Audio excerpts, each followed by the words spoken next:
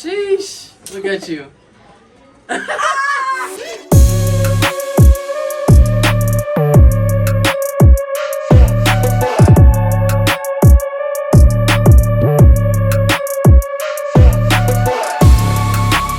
Let's go. As you can see, it's been a long time since he's cut down the top. He's been growing out his faux hawk for probably about 8 months, I would say, but today we made the decision to go ahead and cut it off. So I have my foreguard on my clipper here, and I'm gonna go ahead and knock it down. So what I did before I went ahead and knocked down his hair is I picked out the roots, so that way the clippers could feed right through it. Now I'm gonna knock it down a little bit more. We're not gonna get it perfect. As you can see, I took a step back, let him see it. His reaction was priceless. But now we're gonna go ahead and repick it out to go ahead and knock it down to the 1.5 with the grain. And we're gonna do this haircut as if he was gonna wave on top. So as you can see, it's a lot easier to pick it out. And now I have my 1.5 on my clipper, and I'm going with the grain of the hair, starting in his crown area, and I'm just following the growth pattern. So you'll see I'm taking my time. I'm not really focused on knocking down the sides or the back too much because we are going to be doing a fade. But I really want to make sure that I get the top even and laid down nicely, since it's been, you know, standing up or curled up for 8 months.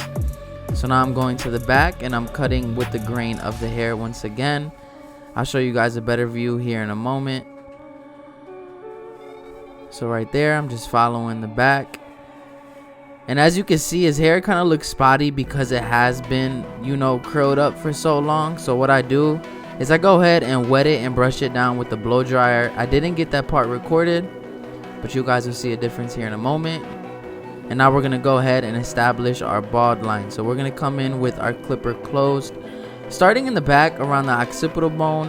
And all the occipital bone is, I know barbers say it all the time, is the bone that kind of sticks out from the back of the head. I want to stay right below that. And now I'm going to go to the side and round it around his ear to connect to the back.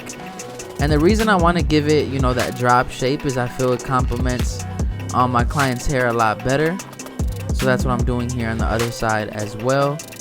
And I came in with the clipper close first because it just makes it a lot easier to get rid of that initial bald line. So I'm taking a step back, making sure that the guideline is consistent all the way through. And now I stand in the front of the client as well once I go all the way around the head, just to make sure that they both end off in the same spot on both sides. So now I'm going to go lever all the way open, and we're going to go up about a finger's width, still maintaining that drop shape. So since we know we established that line with the clipper closed and we did the second guideline with the lever open, all we need to do is go halfway with our lever and we'll pretty much get rid of that middle line. And then at the end, we'll come in with our trimmer and bald out the bottom.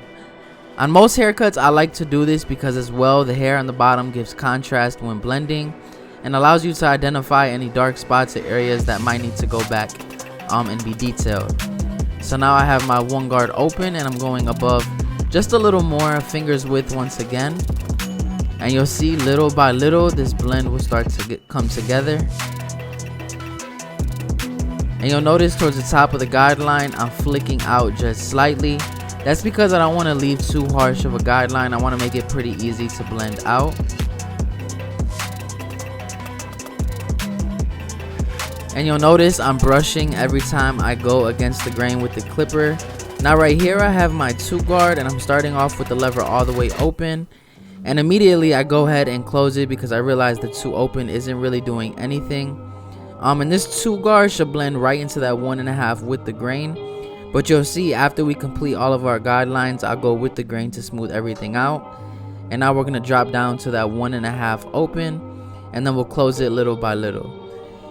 And the reason I always start off open is because you can always take more hair off, but if you take off too much, you can't put it back on. So open gives you a safety net, right? If you start off open, you could check to see how much hair it really takes off, and then you'll close it if you need to take out more in order to blend out that line.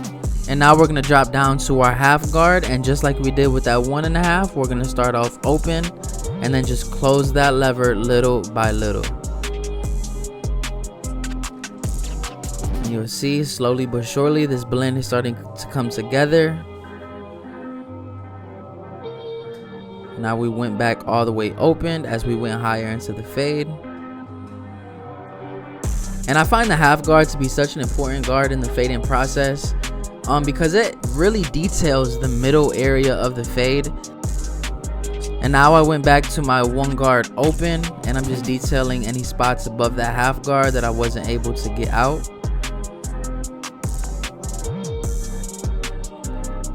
And now I'm brushing the hair down, and you'll see here in a moment that I go with the grain with this one guard.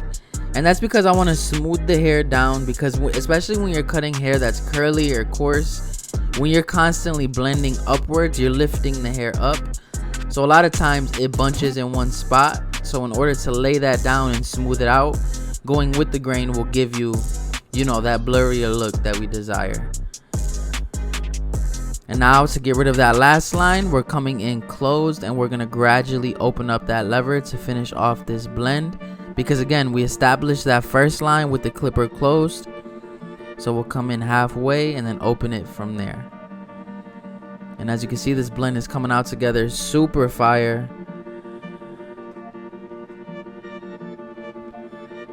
You can also see what dropping it in the back did as far as how it suits his head shape. It keeps the top of the crown area dark, as opposed to taking the blend all the way, you know, to the top and giving him that military type of look. That's what we didn't want, right? We want this to look, you know, clean while at the same time not being super high and tight. And now we're gonna go ahead and finish it off with our trimmer, and I'm being careful that I don't take this up any higher than where I left off, because we don't want to give ourselves more work, right? We want to be able to just blend right into what we have already done.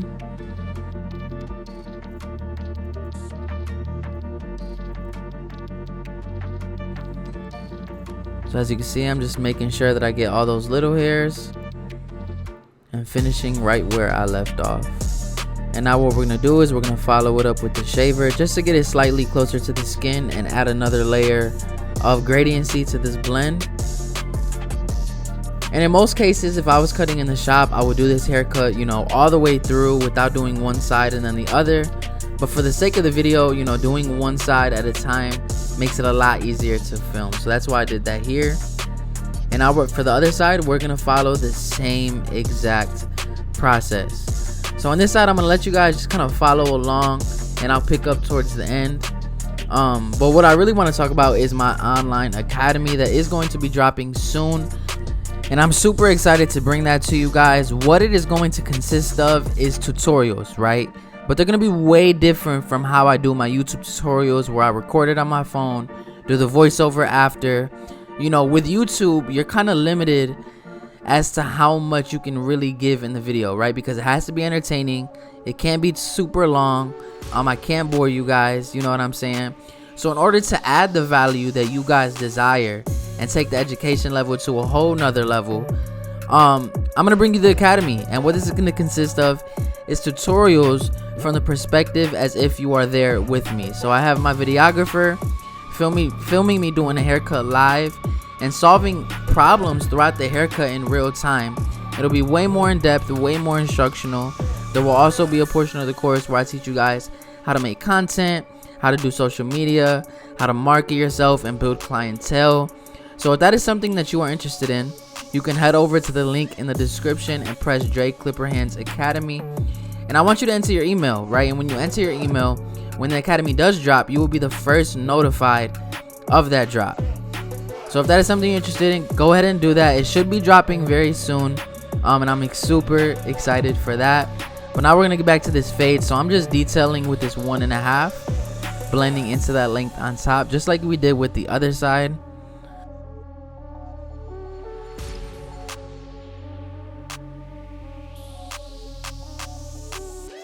And now we're gonna drop down to that half guard all the way open. And again, you want to start off open and then close it. But right away, I realized that I needed to go halfway with my lever in order to get rid of that line. So instead of going open and not really doing much, I just made the decision to close it halfway. And that saves time on the haircut, right? A lot of little efficiencies that you can do throughout your service are things like that, right? You can hold the other guard in the other hand because you know you're gonna use that next.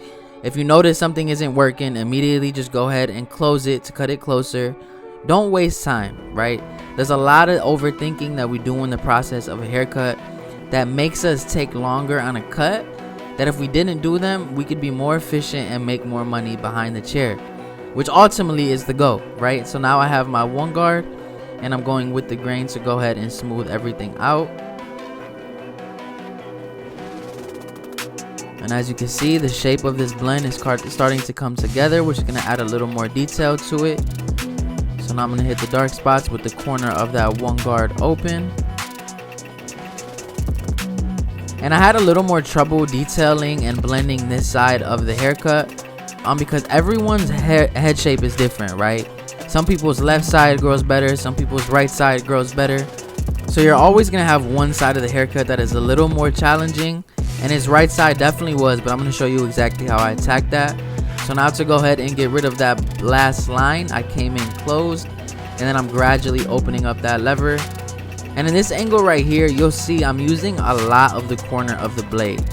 And the reason you want to use the corner of the blade, especially when detailing, is it allows you to go into the areas where you use the bigger guard, like a 1.5, a 1, or a 2.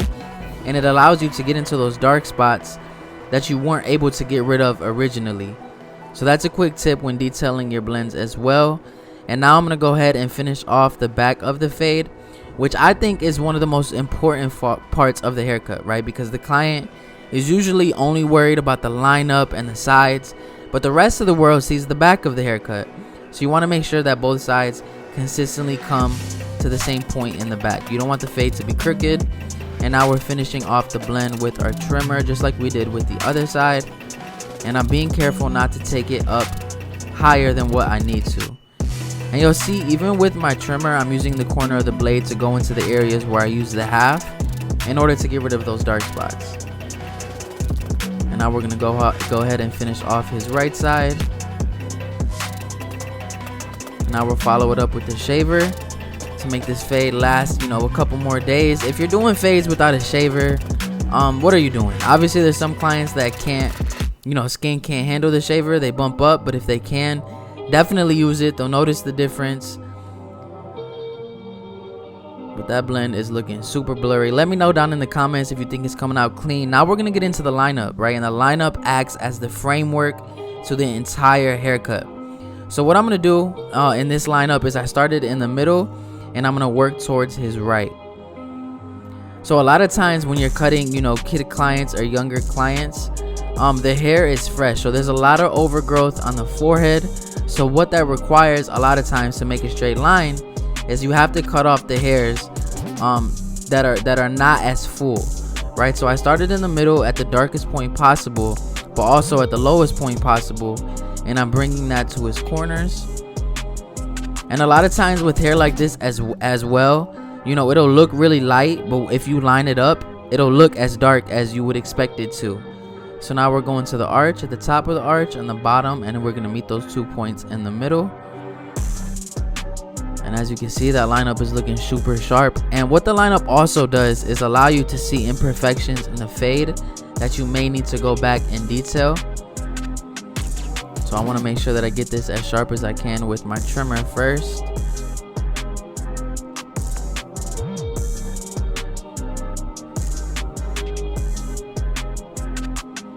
And now we're going to go to his right side and do the same thing, bringing that line that we started in the middle to his right corner. And now we're going to go ahead and line up his vertical bar. And now we're going to do the same thing on the arch, starting at the top and then going to the bottom and meeting those 2 points in the middle.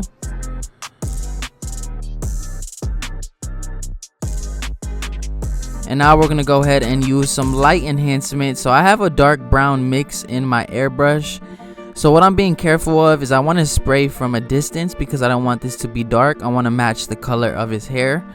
So I'm spraying a little and then I'll move the card to see how dark it is, and I'll darken it up as needed. And now to really finish off this cut and take this hairline to another level, we're going to go ahead and use our razor. And I'm being careful when using the razor. I want to stretch the skin in the opposite direction. I don't want to cause any cuts or irritation. because it kind of distracts from what we want the hairline to do, which is pop out, right? And if you make it super red around the hairline, or you cut them, automatically you're just going to be distracted from, you know, the sharp, crisp line. And as you can see, that hairline is coming together very nicely. The fade complements his head. The low hair is clean. My man got a big boy haircut.